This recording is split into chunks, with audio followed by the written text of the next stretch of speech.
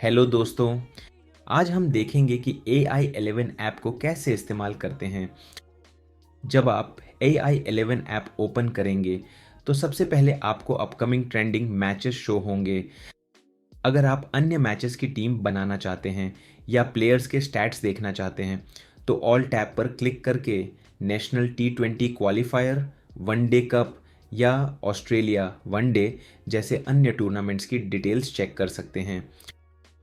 Cricket के अलावा अगर आप फुटबॉल या बास्केटबॉल जैसे स्पोर्ट्स में टीम बनाना चाहते हैं तो उनके टैब पर जा सकते हैं। अभी इनमें एक ही प्लेटफॉर्म सपोर्टेड है, लेकिन जल्द ही और भी प्लेटफॉर्म्स ऐड किए जाएंगे।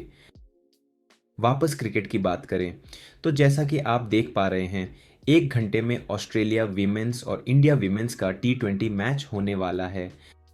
अगर आप अपने पुराने खेले गए मैचेस की डिटेल्स चेक करना चाहते हैं तो आप माई मैचेस टैब पर जा सकते हैं। उदाहरण के लिए, अभी इटली और वेस्टइंडीज़ का एक लाइव मैच चल रहा है जिसे आप यहां ट्रैक कर सकते हैं। यहीं आपको स्कोर कार्ड भी दिख जाएगा।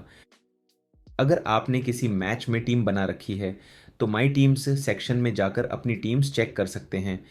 आप अपनी टीमों को हाईएस्ट या लोएस्ट पॉइंट्स के आधार पर सॉर्ट भी कर सकते हैं।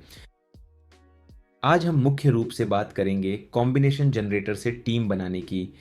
इसके लिए हम एक रीसेंट ट्रेंडिंग मैच चुन लेते हैं, जैसे कि इंडिया और पाकिस्तान का मैच। चलिए इसके लिए टीम बनाकर देखते हैं। कॉम्बिनेशन सेट करने के लिए कॉम्बिनेशन लॉजिक पर क्लिक करें। यहाँ सबसे पहला ऑप्शन सिलेक्ट टीम कॉम्बिनेशन का है। इसमें दोनों टीमों के नीचे जो 4 लिखा है वह दर्शाता है कि आपको उस टीम से कम कितने प्लेयर्स रखने हैं।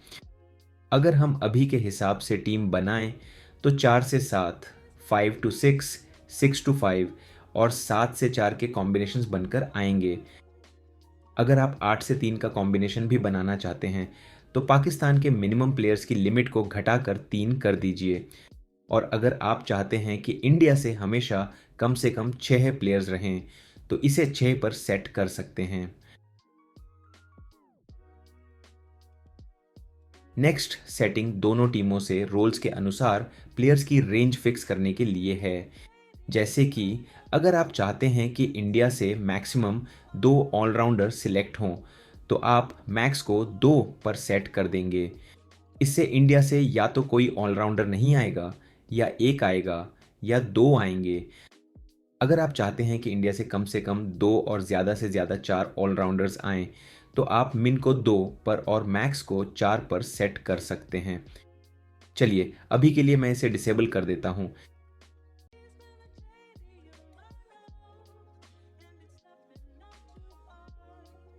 अगला ऑप्शन प्लेयर रोल्स का है। अगर आप चाहते हैं कि जनरेट होने वाली हर टीम में सिर्फ एक विकेट कीपर हो तो आप उसे एक एक पर सेट कर सकते हैं। इसी तरह आप बैट्समैन और ऑलराउंडर्स की लिमिट भी सेट कर सकते हैं। इसके बाद फिक्स्ड प्लेयर्स का फीचर आता है। अगर आप चाहते हैं कि कोई खास प्लेयर आपकी सभी टीमों में रहे तो आप उसे यहाँ फिक्स कर सकते हैं। इसमें आपको 2 मोड्स मिलते हैं। पहला, लाइनअप मोड। टॉस के बाद प्लेइंग 11 आने पर आप इसे देख सकते हैं। दूसरा, लिस्ट मोड। यहाँ आपको कई फिल्टर्स मिलते हैं, जैसे बैट्समैन, विकेट कीपर या पेसर्स और स्पिनर्स। प्लेयर्स के आगे बने थंडर आइकॉन का मतलब फास्ट बॉलर है और डॉट आइकॉन का मतलब स्पिनर है। साथ ही आपको LHB और RHB जैसी डिटेल्स भी मिल जाती हैं। अगर आप किसी प्लेयर को एक्सक्लूड करना चाहते हैं, यानी अपनी किसी भी टीम में नहीं रखना चाहते, तो वो भी आप यहीं से कर सकते हैं।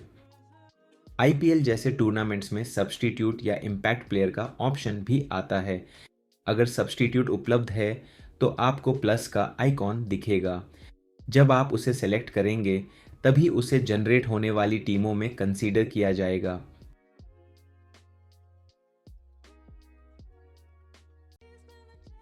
इसके बाद आता है CVC सिलेक्शन।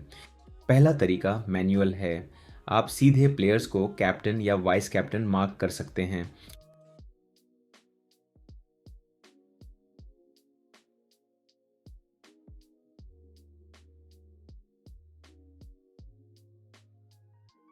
अगर मैच काफ़ी कॉम्पिटिटिव है और आप चाहते हैं कि कैप्टन और वाइस कैप्टन अलग अलग टीमों से हों, तो आप टीम ऑप्शन में डिफरेंट सिलेक्ट कर सकते हैं।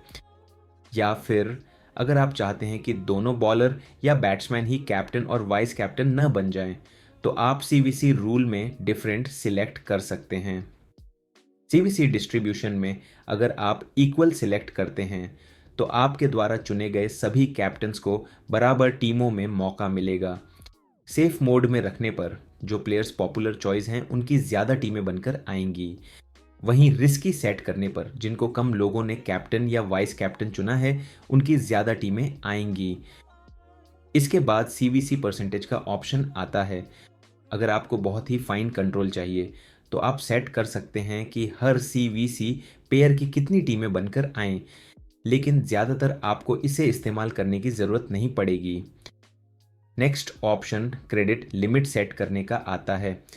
जैसा कि आप जानते हैं, सभी प्लेयर्स को कुछ क्रेडिट असाइन किए जाते हैं। जो प्लेयर्स अच्छा परफॉर्म करते हैं उनके क्रेडिट ज़्यादा होते हैं और जो कम परफॉर्म करते हैं उनके क्रेडिट कम होते हैं। अगर आप चाहते हैं कि दोनों टाइप के प्लेयर्स मिक्स होकर टीम में आएं, तो आप क्रेडिट लिमिट को कम करके 90 के आसपास कर सकते हैं। अगर क्रेडिट कम करने से टीमें जनरेट नहीं हो रही हैं, तो आप इसे थोड़ा बढ़ाकर ट्राई कर सकते हैं। नेक्स्ट ऑप्शन रिस्क सिलेक्शन का है। रिस्क के बारे में बहुत लोग सवाल पूछते हैं। अभी ये लोएस्ट रिस्क पर है, तो जिन प्लेयर्स को बाकी लोगों ने ज़्यादा सिलेक्ट किया है या फिर एआई ने डिसाइड किया है कि ये अच्छे प्लेयर्स हैं, उन्हें ज़्यादा टीमों में लिया जाएगा, और जिन प्लेयर्स को कम लोगों ने ले रखा है वो कम टीमों में आएंगे। आप जैसे जैसे इस रिस्क को बढ़ाते जाएंगे, उसी तरह से आपका प्लेयर बैलेंस भी बेहतर होता जाएगा। अगर आप इसे सबसे ज़्यादा कर देंगे, तो जिन प्लेयर्स को सबसे कम लोगों ने लिया है वो ज़्यादा टीमों में सिलेक्ट होकर आएंगे। मीडियम में रखने पर, यानी 3-4 के आसपास रखने पर, प्लेयर सिलेक्शन आपको काफ़ी बैलेंस्ड देखने को मिलेगा, जिसमें प्लेयर्स अच्छे से डिवाइड हो जाएंगे। ध्यान रहे, यह सेटिंग सिर्फ प्लेयर्स के लिए है, लेकिन अगर आपने किसी प्लेयर को कैप्टन या वाइस कैप्टन फिक्स कर रखा है तो उसे ज़्यादा प्रायोरिटी मिलेगी। मैं अभी के लिए इसे ऑफ कर देता हूं। अगर आपके पास समय कम है और आप 100 या 1000 टीमें बना रहे हैं, तो आप ऑटोमेटिक मोड इस्तेमाल कर सकते हैं। इसमें आप प्लेयर्स को उनके सिलेक्शन परसेंटेज के आधार पर ऑटोमेटिकली कैप्टन या वाइस कैप्टन बना सकते हैं। यहाँ आपको रिस्क एडजस्ट करने का ऑप्शन भी मिलता है। लो रिस्क में पॉपुलर प्लेयर्स को ज़्यादा टीमों में रखा जाता है।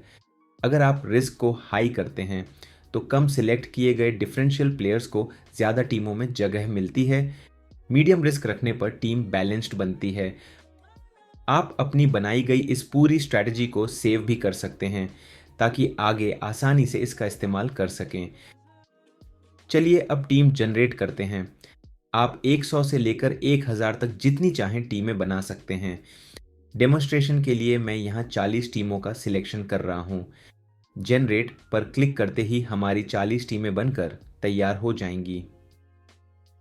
टीमें जनरेट होने के बाद आप चेक कर सकते हैं कि कौन सा प्लेयर कितनी टीमों में आया है या कितनी बार कैप्टन बना है। अगर आप नतीजों से संतुष्ट नहीं हैं तो टीमों को रीजेनरेट भी कर सकते हैं।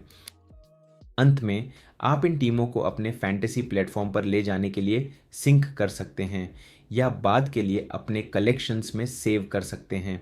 अगर आपने अभी तक AI11 ऐप डाउनलोड नहीं किया है तो आप हमारी वेबसाइट ai11.in पर जाकर या फिर गूगल प्ले स्टोर पर AI11 सर्च करके इसे डाउनलोड कर सकते हैं। अगर आपके मन में कोई भी सवाल है तो आप नीचे कमेंट्स में पूछ सकते हैं या फिर ऐप के अंदर दिए गए support and feedback on option का इस्तेमाल करके हमसे सीधे कनेक्ट कर सकते हैं। वीडियो देखने के लिए धन्यवाद। मिलते हैं अगले अपडेट के साथ।